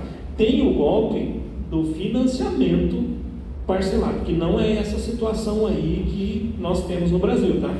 É outra coisa. É separar essas duas situações. O que teve mais de 6 bi aí de coisas são de taxas de associações e de sindicatos que estão cobrando dos aposentados. Isso é a fraude. Então essa aí especificamente, você precisa registrar lá no site do INSS, informar que, né, e aguardar, porque eles estão investigando todos esses sindicatos e associações se tem autorização. Se você tem um empréstimo que é consignado em folha, você precisa diretamente com a instituição financeira que fez, porque se você não fez, ele liberou um dinheiro com um documento falso. Aí é diferente. Aí não está nesse bolo aí que o governo talvez vai ressarcir uma parte e tal. Não está nesse. Tem que olhar o que é essa situação, para ver e separar uma da outra. Okay? Se quiser depois, se eu quiser, pega um relatório do INSS que eu posso olhar para o senhor e verificar qual que é, tá bom? Beleza? E o da central falsa, que é uma situação que o pessoal entra em contato pedindo seus documentos. Eu já vou estar passando mais rápido aqui, pessoal, porque para a gente, por conta do tempo aqui, tá? Você acha que fraudes e golpes financeiros acontecem só pela falta de informação e conhecimento? Não, pessoal. Ela acontece principalmente por todos esses itens que estão ligados à emoção. Aquele negócio que muitas vezes, olha, você vai ter um dinheiro fácil, né? Você está com uma dívida e apareceu e tal. O que acontece quando, em geral, hoje o mercado está muito corrompido em tudo isso, está prostituído, é uma palavra mais forte em relação a isso, o mercado financeiro em geral, né? A pessoa aposenta hoje, no mesmo dia tem 3, 4 empresas ligando, olha, você tem 10 mil disponíveis, você tem não sei o que e tal, e em geral a pessoa não tem o conhecimento, puxa, eu precisava dar uma melhorada aqui na minha casa, ajudar um filho, não sei o que e tal, e pega um empréstimo, daqui um pouco ele está pagando parcelado, alguma coisa aí já diminui. Mas sempre pense assim, qualquer tipo de fraude, de qualquer golpe, qualquer coisa diferente, observe se não tem nenhum sentimento seu envolvido com isso. Se é um medo, né? O medo do sequestro, né? A preocupação de uma dívida, é uma situação mais complicada que pode ser resolvida. E aí é uma questão dessa engenharia social que a gente fala de olhar por como que o mercado, o marketing do mercado trabalha, né, para poder vender mais, né, sempre olhando mais. E por isso que a gente precisa falar sobre isso, muitas vezes. E aqui, vocês conseguem ver? Primeiro, converse com familiares e amigos, abra espaço da conversa para aumentar a conscientização, conversem sobre isso, procure os conselhos sobre isso, busquem acolher e ter empatia com vítimas de golpe e fraude e evite ter vergonha se você caiu nela. Não se esconda, porque a gente só pode diminuir essas fraudes, esses golpes e ajudar as outras pessoas se as pessoas souberem. Às vezes a gente fica com medo, né? Fica com vergonha, puxa, eu tenho tanto entendimento sobre um assunto e de repente eu caí, né? A gente tem que buscar ajuda. E aqui, só para a gente deixar esse desconfiômetro aqui também, né? Desconfie de boas ofertas, né? Fique atento ao contexto da urgência. Pense muitas vezes antes de passar os dados pessoais. Não passem os dados pessoais. Não passem os dados pessoais se você não tiver certeza absoluta. E não tenham a certeza absoluta no calor da emoção. Não tenham. Tá? Desconfie das solicitações e suspeite de canais, links, qualquer outro. Pois não. Ronaldo, quando ligam para mim, eu desligo e ligo para o banco. Boa ideia. Quando ligam para mim pedindo, eu falo, não, pode deixar, eu desligo, já ligo eu mesmo pro banco, porque eu fico na dúvida. Sim, é importante isso, porque aí você já corta todo. Esse aqui é um QR Code também, tem uma cartilha de segurança que o Sicredi disponibiliza para qualquer pessoa. Se vocês quiserem depois ver, também está disponível também no site do Sicredi. Tá? E aqui, falando ainda da educação financeira, eu já falei bastante naquele momento que eu disse lá, então eu vou passar aqui para ir mais para o final, mas eu já trouxe essa fala aqui, né? A educação ajuda a fazer o seu dinheiro, o seu tempo e o seu esforço valer mais. E as dicas de educação financeira eu já trouxe agora há pouco aqui para vocês, né? O que a gente tem que fazer. Né? E aqui são mais alguns exemplos que eu também já comentei sobre esse exemplo aqui, né? Que é uma situação aqui, né, da dona Rose, que ela aposentou, vai fazer organizar. Aí o pessoal liga, né? Tem 10 mil aqui e tal, tem uma promoção, então ela já está começando a entrar. Não, a gente fala assim, não, agora eu aposentei, agora eu vou ficar tranquilo. Aí vem uma fraude dessa, um golpe desse, alguma coisa assim, e a gente já, de largada, a gente já sai com o problema. Né? Então a gente precisa olhar e colocar o nosso coração no Senhor. Porque onde está ali o seu coração, ali vai estar o seu tesouro. É assim que a Bíblia fala. Se você está ali desesperado, porque agora, né? É aquele negócio, né? No caso dos aposentados, quando aposenta, né? Eu não aposentei, então só vou falar porque eu vi, né? Não tenho essa experiência aí. Mas pelo que eu percebo, se cada pessoa aposenta, eu falo, puxa, agora eu vou ficar mais tranquilo, né? Não preciso correr mais, não vou ficar mais sossegado. E aí tira o seu coração do dinheiro, e você vai ter essa tranquilidade, né? E a gente não pode cair nas armadilhas do roubo do nosso dinheiro. Isso aqui é uma armadilha, pessoal. Vocês estão vendo 3 armadilhas aqui? Né? Melhorar para a nossa casa, então eu tenho que comprar aqui tudo novo, né? Agora que eu estou renovar o celular cada 6 meses, né? E as promoções que vem. A promoção vai ser única, né? Vocês já viram que tem empresas que passam 365 dias com promoção? E a promoção é assim, vai acabar hoje. Né? E na internet é assim, você tem 2 horas, 32 minutos e 13 segundos para comprar, senão você vai perder a promoção. E aquilo traz uma coisa conosco, meu Deus, eu precisava desse negócio e eu tenho que comprar esse negócio. Isso tudo é uma jogada de marketing. Isso é uma jogada de marketing. Se você não está consciente da sua administração financeira, né, se você não fez aquele diagnóstico, não fez a medição dos 30 dias, não se reorganizou e sabe o que você quer, você vai cair nessas. Porque sempre a gente precisa de alguma coisa. A gente está sempre precisando de algo. Né? E a gente precisa cuidar. Outra armadilha é do crédito fácil. Cuidado com o crédito consignado. Cuidado com o crédito para coisas que você não precisa. Cuidado para você, na emoção de querer ter aquilo que o outro tem, né? Porque em algum momento ele fez uma outra administração e você também querer ter, e de repente você entrar numa ciranda financeira negativa. Cuidado para você não falar assim, mais uma parcelinha, né? A gente tem uma parcela de R$1.000 em 50 de 30, né? 30, 40, 50, e a gente vai comprando, é só vintão, né? Só vintão por mês, só 10 por mês, né? Então, e vai indo, daqui a um pouco você estourou seu orçamento e você não percebeu que estava.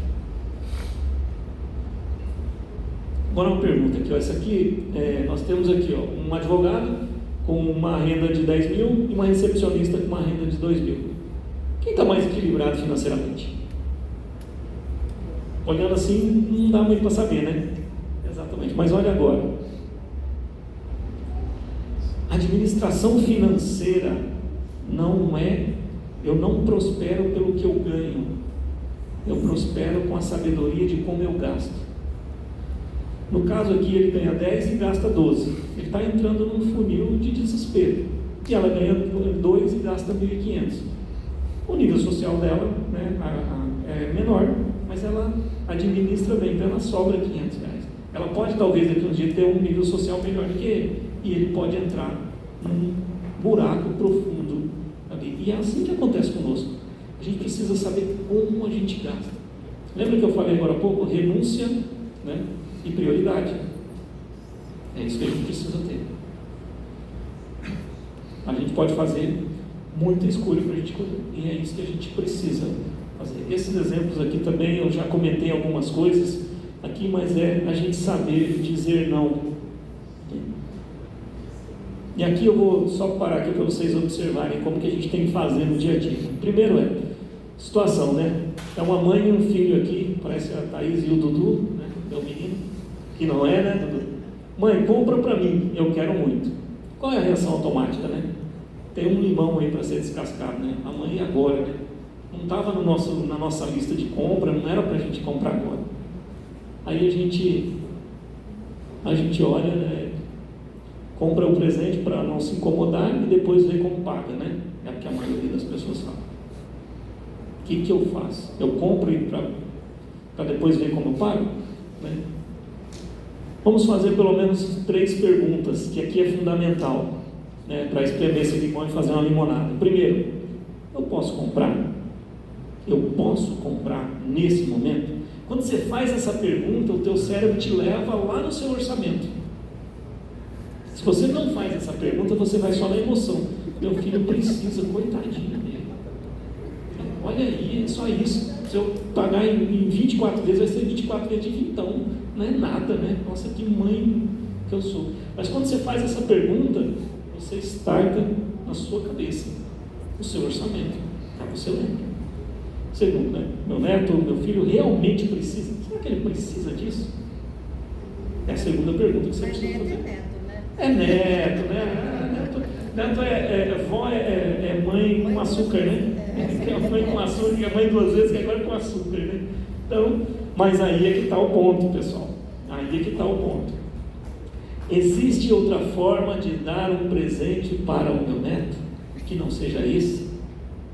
Claro que existe. A gente faz uma boa limonada substituindo um presente por um passeio no parque.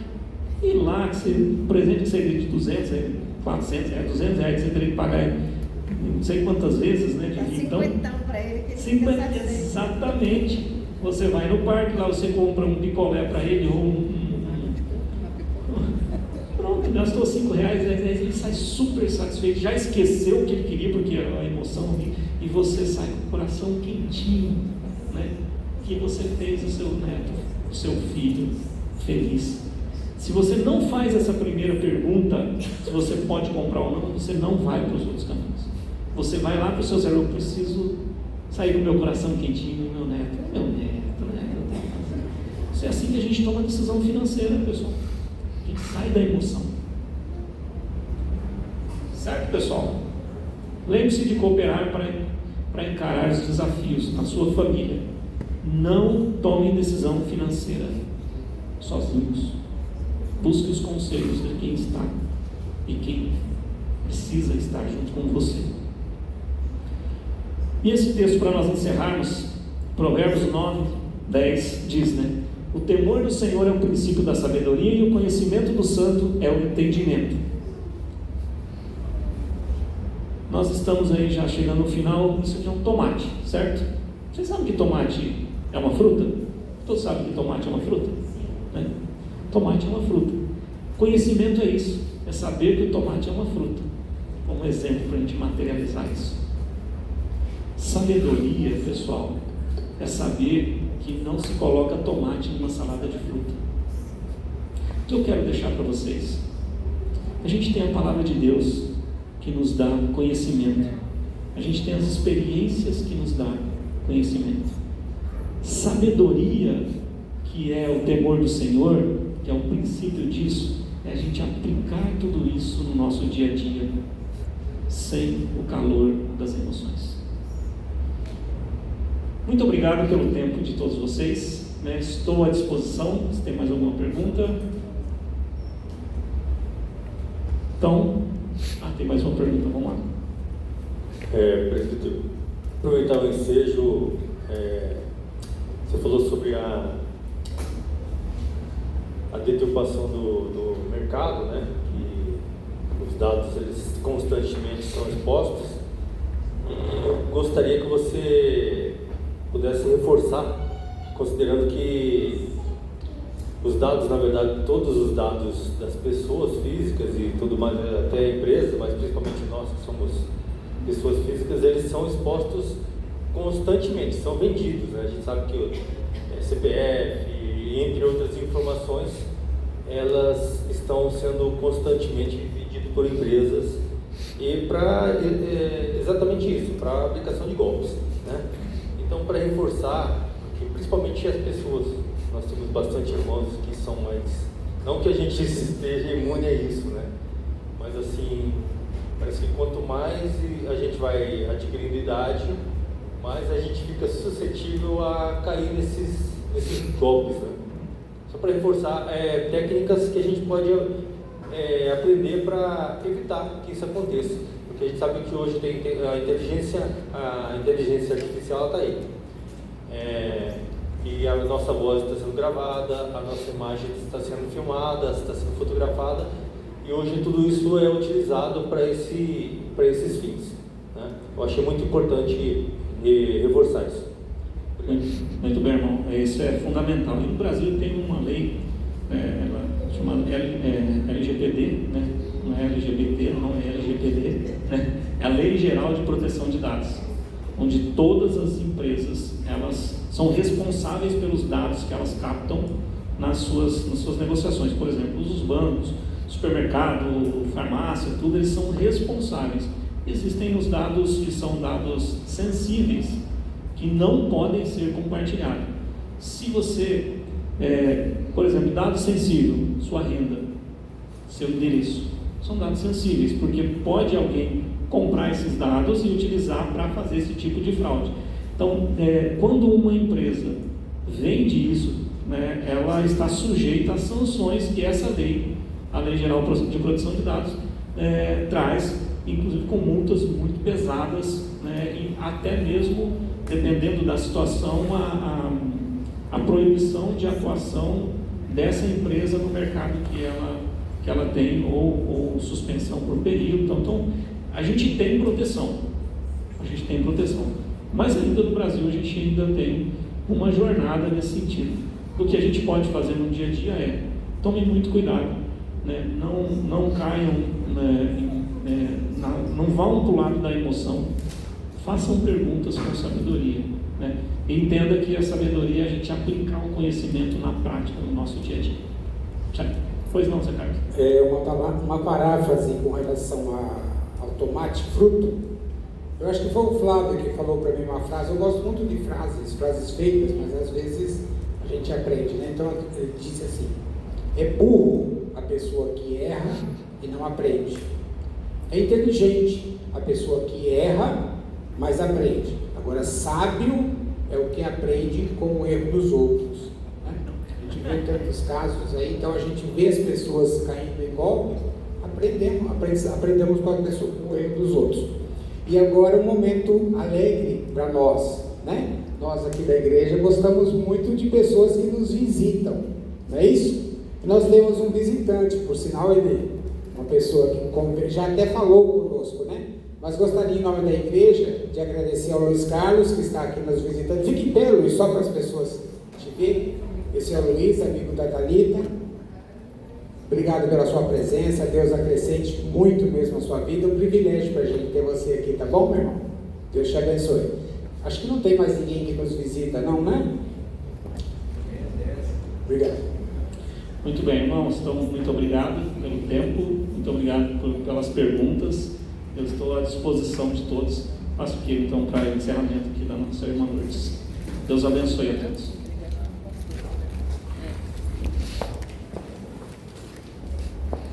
Em nome da SAF, queremos agradecer. Para quem não sabe, o Ronaldo é nosso filho de coração e de oração, de muitos anos, viu? E a Thaís é resposta de oração, essa família linda. A SAF agradece a você pelo carinho e a toda a igreja que se dispôs nessa noite tão gostosa, estando aqui conosco, né? A nossa gratidão é imensa. Nosso coração está muito feliz, né? Muito feliz e muito grata, porque Deus usa pessoas para nos ensinar aquilo que Ele aprendeu. E é muito bom. A cada dia que a gente aprende alguma coisinha, né? Lá em casa está difícil a lista das despesas, porque agora vamos para o 7º neto. 3 agregados e 3 filhos. Gente, não fácil. E ainda tem um marido também. E como que eu fico, né?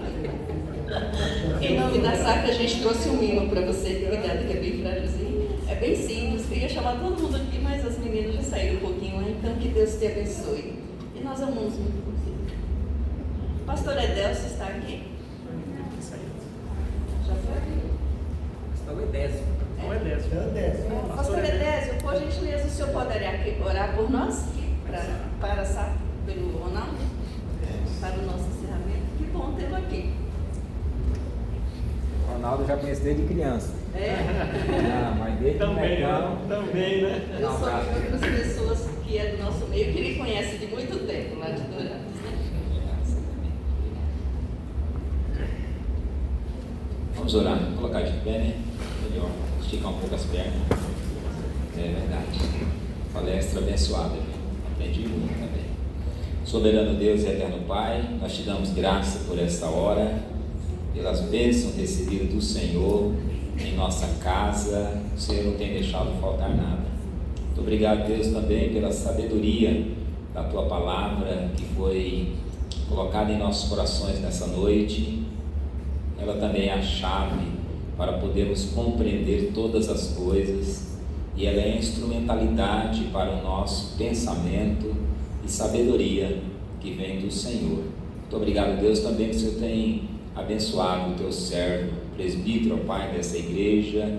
Tu sabe, Deus, quanto ele tem trabalhado na tua obra também, por onde ele quer que tenha andado. O Senhor tem preservado, o Senhor tem dado uma família a ele, tem sustentado a sua vida.